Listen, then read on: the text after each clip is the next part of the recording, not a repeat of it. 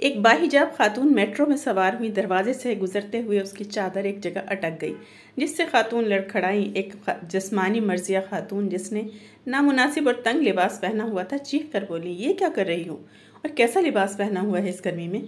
Metro میں بیٹھے بقیہ افراد بھی متوجہ ہوئے، لیکن اس باحجاب خاتون نے جلدی سے خود کو سمیٹا اور اسی خاتون کے ساتھ جا کر بیٹھ گئیں۔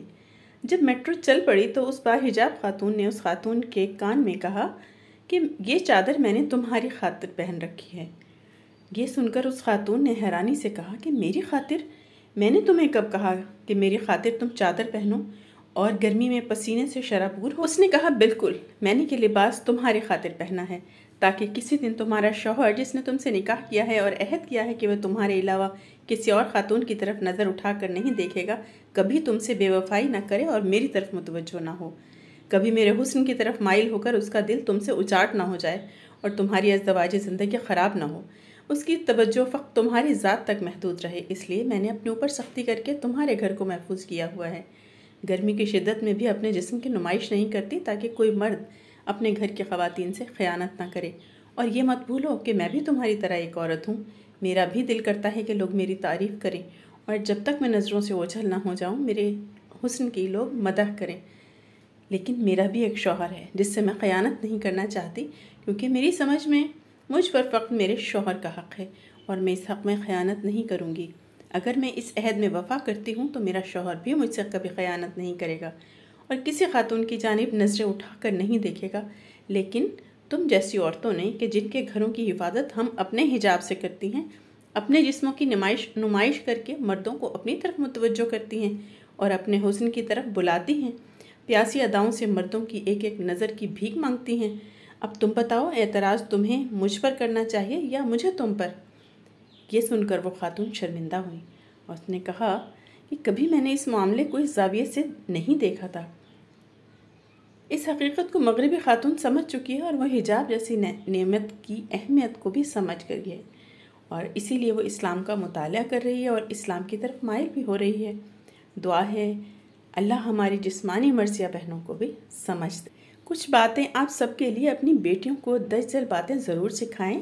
پہلی، سیڑھی پر اس وقت مت چڑھو جب آپ کے پیچھے کوئی مرد بھی سیڑھی چڑھ رہا ہو، بلکہ سیڑھی کے کسی ایک زاویے پر رک جاؤ اور اس مرد کے جانے کے بعد چڑھو۔ لفٹ پر کبھی کسی اجنبی مرد کی موجودگی میں مت چڑھو، اس کے نکلنے کا انتظار کرو اور بعد میں چڑھو۔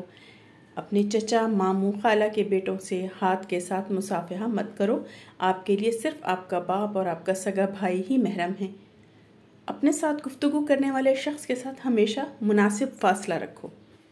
ہمیشہ کسی کے ساتھ معاملہ کرنے کی حد مقرر کریں، چاہے وہ کتنا ہی قریبی کیوں نہ ہو، اور اپنے وقار اور عزت کا خیال رکھیں۔ ایک پاک دامن لڑکی یا عورت کے لیے اس کی عزت ہی سب کچھ ہوتی ہے۔ سڑک پر اپنے دوستوں کے ساتھ مذاق نہ کریں اور سڑک کے آداب کا خیال رکھیں۔ سڑک پر چلتے ہوئے آپ کی گفتگو بہت سے نظروں کو آپ کی طرف متوجہ کر سکتی ہے۔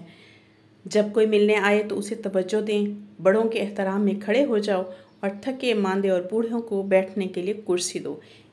ایک اچھی اور پیاری پاک دامن لڑکی اپنی سیرت سے پہچانی جاتی ہے۔ گلی محلے کے سبھی مرد باپ کے سوا اجنبی ہوتے ہیں، غیر ہوتے ہیں، اس لیے ان سے بلا ضرورت بات نہیں کرنی چاہیے، کیونکہ ہراساں کرنے والے ذہنی مریض ہوتے ہیں، چاہے وہ رشتہ دار ہی کیوں نہ ہوں۔ جب آپ زمین سے کوئی چیز اٹھانے کے لیے نیچے جھکیں یا دکان، بازار یا عوامی جگہ پر کوئی چیز دیکھیں تو رکوع کی حالت میں مت جھکیں، کوشش کریں بیٹھ کر چیز کو دیکھیں پھر کھڑے ہو جائیں تاکہ آپ کا پردہ یعنی سطر یا جسم پیچھے سے بے نقاب نہ ہو۔ یہاں ہر قدم پر وحشت طاری ہے، آپ ہی اپنے پردے کا خیال رکھیں۔ جانوروں کی نظریں تو چاہتی ہی یہی ہیں کہ کچھ نظر آ جائے۔ اپنی پوری زندگی بس یا ٹیکسی میں بلند آواز سے باتیں مت کریں، جتنا ہو دھیما بولا کریں، خیال رکھا کریں جس کے ساتھ آپ بات کر رہی ہوں صرف وہی آپ کی آواز کو سن سکے۔ جزاک اللہ۔